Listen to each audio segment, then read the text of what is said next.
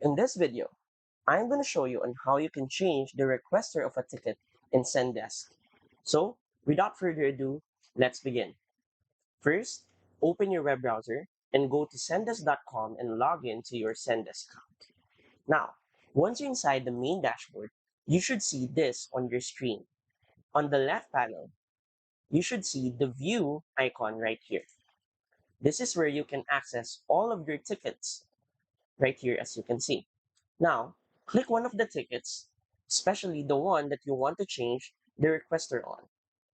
Once you click on the right ticket, you should see the requester is right here.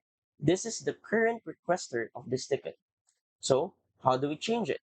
Click right here and then click on Add User. From here, type in the name of the new requester that you wish to add. Let's say, let's use this name for example. Then, use an email. After that, choose whether it is a user type or an end user rather, or a staff member. And once you're done with that, or if you choose staff member, choose the role. Once you've done with that, simply click on add. And as easy as that, you've changed the requester of a ticket in Zendesk. So if you find this video helpful and want to support our channel, feel free to use our affiliate link given in the video description. Thanks for watching, and I will see you in my next video.